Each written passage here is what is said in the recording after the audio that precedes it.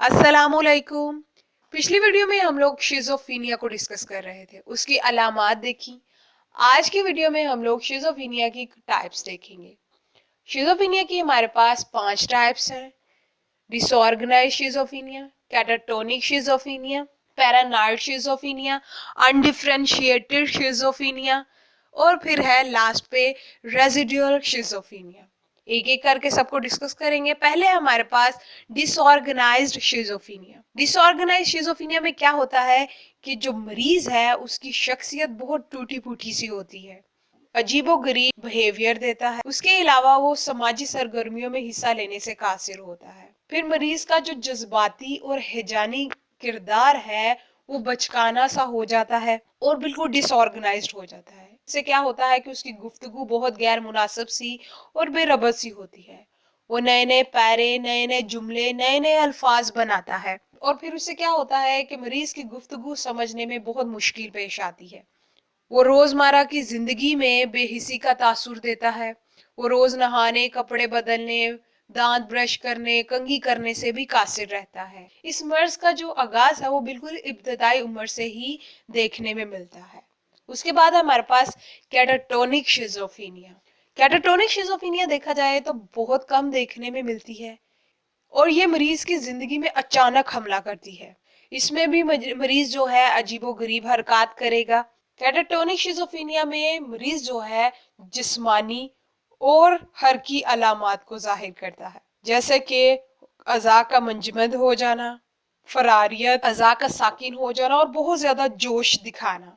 इसमें क्या होता है कि मरीज उजलाती हरकत में हलल का मुजाहरा करता है जो कई कई दिन तक जारी रहता। अब हमारे पास दो तरह के मोटर सिम्टम, जिसमें है एक स्टपर एक्साइटमेंट।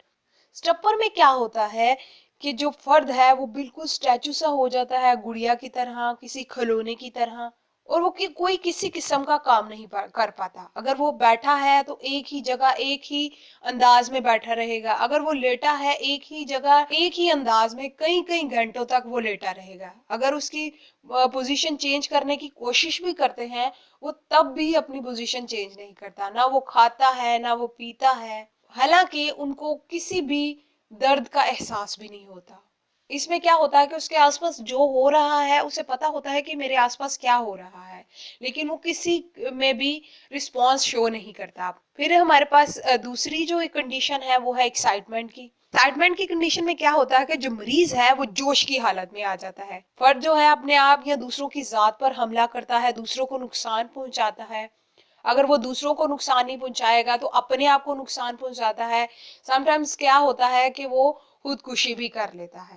एक्साइटमेंट कंडीशन में मरीज को बहुत ज्यादा हेलुसिनेशंस होती हैं, ऑडिटरी हेलुसिनेशन, के कोई उसे ऑर्डर दे रहा है। अब एक्साइटमेंट कंडीशन भी जो है कुछ घंटों तक या कुछ दिनों तक चलती है और फिर अगेन वो जो है मरीज स्टपर में आ जाता है। कैटाटोनिक स्किज़ोफ्रेनिया वाले मरीजों को हॉस्पिटल की बहुत ज़रूरत होती है, क्योंकि अगर उन्हें हॉस्पिटल में ना रखा जाए तो वो कुछ ना कुछ नुकसान करेंगे, अपना भी और दूसरों का भी। फिर इसके अलावा हमारे पास है पैरानॉइड शिज़ोफ्रेनिया। पैरानॉइड शिज़ोफ्रेनिया में क्या है कि मरीज को गलत यकीन होता है कि वो दुनिया का सबसे अजीम शख्स है और लोग इसकी अजमत और बड़ाई से हसद करते हैं। पैरानॉइड शिज़ोफ्रेनिया वाले मरीजों में दो किस्म की जो डिल्यूजन्स है वो बहुत कॉमन है, एक परसिक्यूशन और एक जेलसी।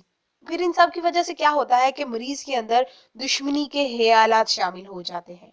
इस मर्ज में मरीज हमेशा चुस्त, होशियार और पुरजोश नजर आता है। उसकी जुबान भी बिल्कुल ठीक होती है, ठीक तरह से बोलता है। वो शदीद हैजानी रिद्दे अमल का भी मुजाहरा फिर करेगा। अब इन मरीजों को भी हॉस्पिटल की बहुत जरूरत होती है। फिर आता है हमारे पास अनडिफरेंशिएटेड शिज़ोफ्रेनिया।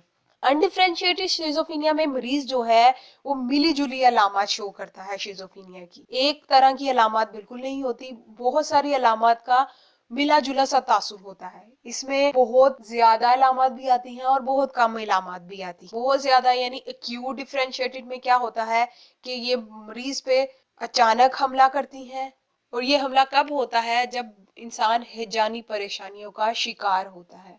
अब इसमें जितनी भी अलामत हैं उसमें तब्दीलियां भी साथ साथ रोनुमा होती हैं। अगर इनका इलाज 1 वीक में हो रहा है, अगर वो ठीक हो गए हैं, तो फिर अगली इन पे स्टेज आती है थोड़ी काम वाली, क्रोनिक इंडिफरेंशिएटेड शिजोफ्रेनिया। इसमें क्या होता है कि बहुत थोड़े से अलामात होती हैं। इस किस्म के तहत जो है मरीज पे डिलूजन्स, हेलुसिनेशंस, गैर मुंज़िम सोचें, हर तरह के सिम्टम्स होंगे, लेकिन थोड़े थोड़े सिम्टम्स होंगे। इस किस्म का इन्हें लेबल नहीं दिया जा सकता। फिर क्या होता है कि इस मर्ज में ये तशखीस करना बहुत मुश्किल पेश आती है कि हाँ वो शिज़ोफ्रेनिया का पेशेंट है या किसी और बीमारी का पेशेंट है। फिर लास्ट पे हमारे पास है रेजिडुअल शिज़ोफ्रेनिया।